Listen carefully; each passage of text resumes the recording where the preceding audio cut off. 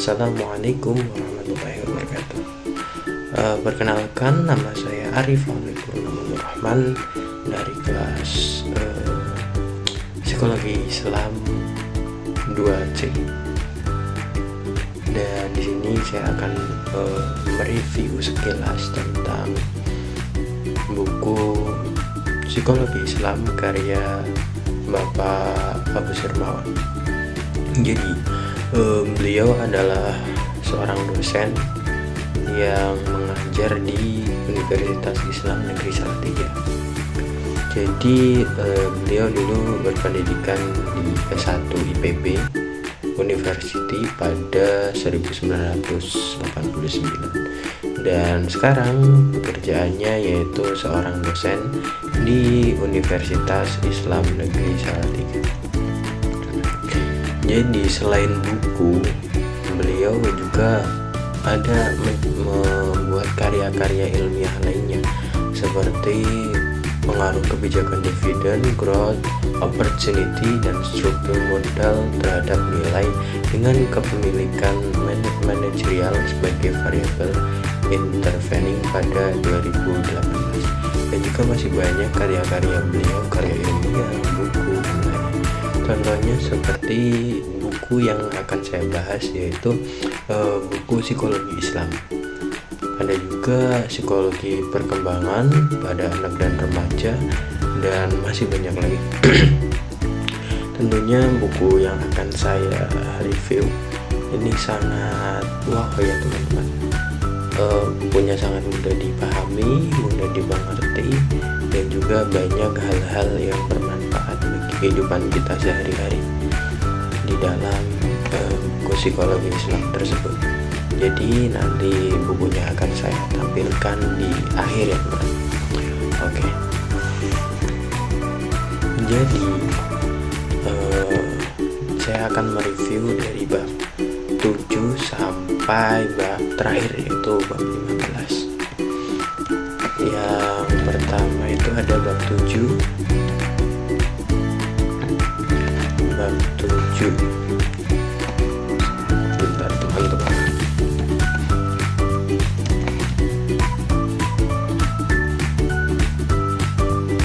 Di bab 7 ada kepribadian dan fitrah manusia dalam psikologi Islam.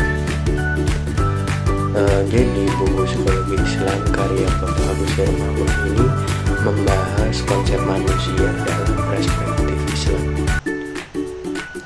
Bab 7 ada kepribadian dan fitrah manusia dalam psikologi Islam, menjelaskan bahwa manusia ini memiliki fitrah yang suci dan murni, namun dapat terpengaruh oleh lingkungan dan pengalaman.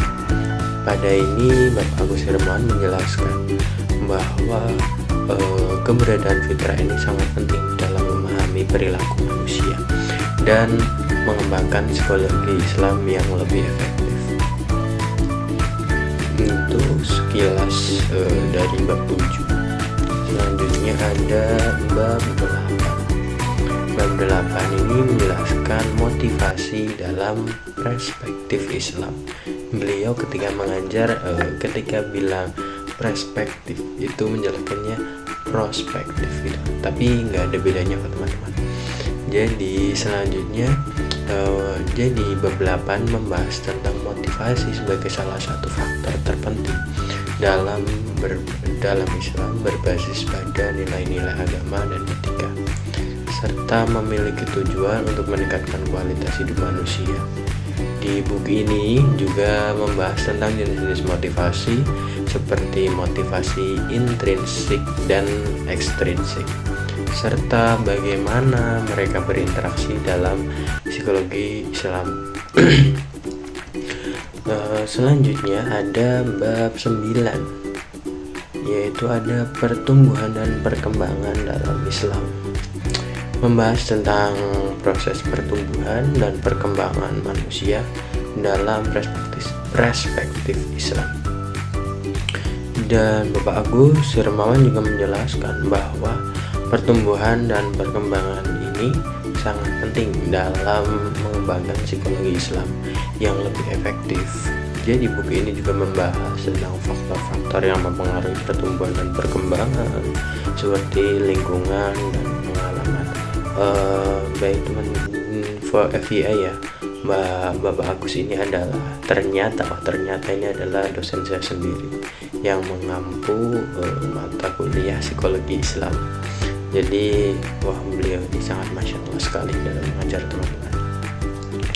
Oke, selanjutnya ada bab 10, kesehatan mental dalam perspektif Islam.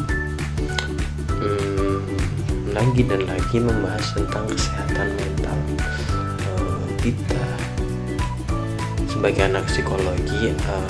Kesehatan mental ini adalah salah satu aspek penting dalam psikologi Islam. Bapak Agus Hermawan juga menjelaskan bahwa kesehatan mental ini sangat penting dalam meningkatkan kualitas hidup manusia dan mengembangkan psikologi Islam yang lebih efektif. Buku ini juga membahas tentang faktor-faktor yang mempengaruhi kesehatan mental seperti lingkungan dan juga pengalaman. Gitu Pak. Ada bab 11, psikopatologi dalam perspektif Islam. Jadi kemarin saya presentasi yaitu buku ini teman-teman, buku materi psikoterapi psikopatologi dalam perspektif Islam. Ketika kita membahas psikopatologi, pasti kita langsung terbayang dengan kayak film-film kayak orang yang baretin tangan sendiri, orang yang bunuh diri, orang yang kejam sekali gitu. Jadi di sini juga membahas tentang psikopatologi sebagai salah satu aspek penting dalam psikologi Islam. Bapak Agus Hermawan ini menjelaskan bahwa psikopatologi sangat penting dalam membangun psikologi Islam yang lebih efektif. Buku ini juga membahas tentang jenis-jenis psikopatologi seperti depresi, anxiety, serta bagaimana mereka diatasi dalam perspektif Islam. Ketika kita membahas psikopatologi pasti ada obatnya teman-teman, yaitu yang bisa kita lakukan yaitu pada bab 12 ada psikoterapi dalam perspektif Islam. Jadi bab 12 psikoterapi dalam perspektif Islam membahas tentang psikoterapi sebagai salah satu aspek penting juga dalam psikologi Islam. Bapak Agus Hermawan menjelaskan bahwa psikoterapi sangat penting dalam mengembangkan psikologi Islam yang lebih efektif. Buku ini juga membahas tentang jenis-jenis psikoterapi seperti terapi kognitif dan terapi perilaku, serta bagaimana mereka diaplikasikan dalam perspektif Islam. Selanjutnya ada bab 13, kecerdasan dan potensi intuisi dalam Islam. Jadi kecerdasan potensi intuisi dalam Islam membahas tentang kecerdasan dan potensi intuisi sebagai salah satu aspek penting dalam psikologi Islam.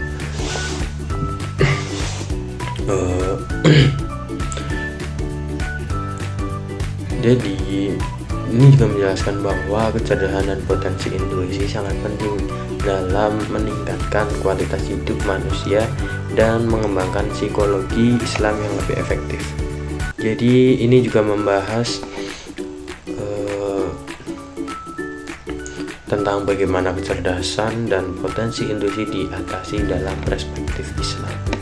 Jadi buku ini sangat wow teman-teman, karena pembahasannya bukan tentang psikologi Islam doang, tapi juga tentang apapun lah yang relate dalam kehidupan kita sehari-hari. Selanjutnya ngomong-ngomong ini dingin banget karena memang hujan deras ya teman-teman. Pada selanjutnya ada bab 14, mimpi dan alam kesadaran manusia, mimpi atau dreams gitu. Pada ini membahas tentang mimpi dalam alam kesadaran manusia sebagai salah satu aspek penting dalam psikologi Islam.